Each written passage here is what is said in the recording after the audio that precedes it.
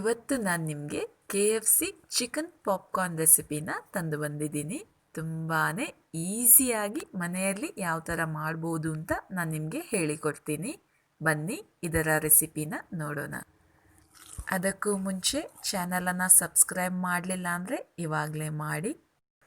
Okay ನೋಡಿ, boneless chicken ಒಂದು ಅರ್ಧ ಕಪ್ ತಗೊಂಡಿದ್ದೀನಿ. ಚೆನ್ನಾಗಿ ವಾಶ್ ಮಾಡಿ ಕಟ್ ಮಾಡಿ ಇಟ್ಟಿದ್ದೀನಿ. ಇವಾಗ ಇದಕ್ಕೆ 1 ಚಮಚ ಉಪ್ಪು, 1 ಚಮಚ ಚಿಲ್ಲಿ ಪೌಡರ್, 1 ಚಮಚ pepper powder, 1 tea spoon ginger garlic paste, 1 ಚಮಚ ವಿನೆಗರ್ ಅಥವಾ ಲೆಮನ್ ಜ್ಯೂಸ್ ಹಾಕ್ಬೋದು, 1 ಚಮಚ ಸೋಯಾ ಸಾಸ್, ಇಲ್ಲ ಅಂದರೆ ಸ್ಕಿಪ್ ಮಾಡಿ, ಹಾಗೂ 1-2 ಟೇಬಲ್ ಸ್ಪೂನಷ್ಟು ಮೊಸರನ್ನು ಹಾಕಿ, ಹಾಗೂ 1/4 ಚಮಚ ಅರಿಶಿನ ಹುಡಿಯನ್ನು ಹಾಕಿ ಚೆನ್ನಾಗಿ ಮಿಕ್ಸ್ ಮಾಡಿ. ಇದನ್ನು ಮಿಕ್ಸ್ ಮಾಡಿದ ನಂತರ 1 ಅವರ್ ಫ್ರಿಜ್ಜಲ್ಲಿ ಇಟ್ಬಿಡಿ. ಟೈಮ್ ಇದ್ದರೆ ಓವರ್ ನೈಟ್ ಇಡ್ಬೋದು, ಆವಾಗ ಚಿಕನ್ ಸಾಫ್ಟಾಗಿ ಬರುತ್ತೆ. ಅಷ್ಟರಲ್ಲಿ ಕೋಟಿಂಗ್ ಮಾಡಲಿಕ್ಕೆ ಏನು ಬೇಕು ನೋಡೋಣ. ನಾನೊಂದು ಪಾತ್ರೆಯಲ್ಲಿ 1 ಕಪ್ ಮೈದಾನ ಹಾಕಿದ್ದೀನಿ, ಹಾಗೆ ಅರ್ಧ ಕಪ್ ಕಾರ್ನ್ಫ್ಲವರನ್ನು ಹಾಕ್ತಾಯಿದ್ದೀನಿ, ಹಾಗೂ 1/4 ಕಪ್ಪಷ್ಟು ಬ್ರೆಡ್ ಕ್ರಮ್ಸನ್ನು ಹಾಕಿದ್ದೀನಿ, ಹಾಗೂ ರುಚಿಗೆ ತಕ್ಕಷ್ಟು ಉಪ್ಪು, ಸ್ವಲ್ಪ ಖಾರದ ಹುಡಿ ಹಾಗೂ ಪೆಪ್ಪರನ್ನು ಹಾಕ್ತಾಯಿದ್ದೀನಿ. ಖಾರದ ಹುಡಿ ಪೆಪ್ಪರ್ ಹುಡಿ ನೀವು ಬೇಕಿದ್ರೆ ಸ್ಕಿಪ್ ಮಾಡ್ಬೋದು, ಹಾಕಿದರೆ ಸ್ವಲ್ಪ ಸ್ಪೈಸಿಯಾಗಿ ಇರುತ್ತೆ ಅಂತ. ಹಾಗೆ ನಿಮ್ಮಲ್ಲಿ ಬ್ರೆಡ್ ಕ್ರಮ್ಸ್ ಇಲ್ಲ ಅಂದರೆ ನೀವು ಬ್ರೆಡ್ಡನ್ನು ತಂದು ಸ್ವಲ್ಪ ಅದನ್ನು ಬಿಸಿ ಮಾಡಿ ಮಿಕ್ಸಿಲಿ ಹಾಕಿ ಹುಡಿ ಮಾಡಿ ಯೂಸ್ ಮಾಡ್ಬೋದು, ಅಥವಾ ಟೋಸ್ಟ್ ಅಥವಾ ರಸ್ಕನ್ನು ಹುಡಿ ಮಾಡಿ ಯೂಸ್ ಮಾಡ್ಬೋದು. ಇನ್ನೊಂದು ಪ್ಲೇಟಲ್ಲಿ 1 ಮೊಟ್ಟೆನ ಒಡೆದು ಹಾಕ್ತಾಯಿದ್ದೀನಿ.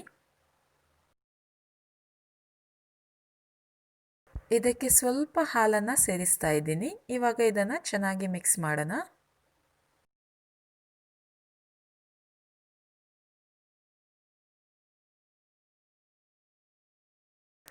ಓಕೆ, ಇದು ಇವಾಗ ರೆಡಿಯಾಗಿದೆ.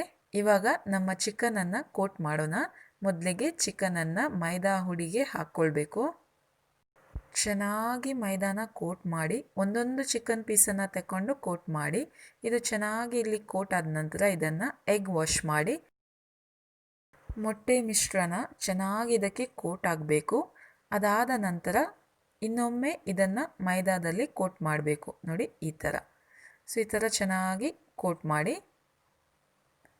ಮಾಡಿ ಸ್ವಲ್ಪ ಅದನ್ನು ಈ ರೀತಿ ನೋಡಿ ಈ ಥರ ಮಾಡಿದರೆ ಅದು ಎಕ್ಸ್ಟ್ರಾ ಮೈದಾ ಇದ್ದರೆ ಅದು ಹೋಗುತ್ತೆ. ಸೊ ಇವಾಗ ಇದನ್ನು ಒಂದು ಪ್ಲೇಟಲ್ಲಿ ಎತ್ತಿಡೋಣ. ಸೊ ಹೀಗೆ ಎಲ್ಲ ಚಿಕನನ್ನು ಕೂಡ ನಾವು ಇದೇ ರೀತಿ ಕೋಟ್ ಮಾಡಬೇಕು.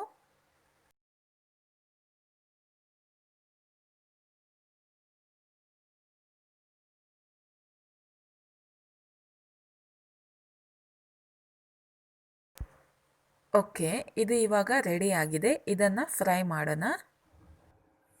ಫ್ರೈ ಮಾಡುವಾಗ ಫ್ಲೇಮನ್ನು ಮೀಡಿಯಮಲ್ಲಿ ಇಡಬೇಕು, ಹಾಗೆ ಒಂದೊಂದೇ ಚಿಕನನ್ನು ಈ ರೀತಿ ಬಿಡಬೇಕು, ಎಲ್ಲನೂ ಒಟ್ಟೊಟ್ಟಿಗೆ ಬಿಡಬೇಡಿ.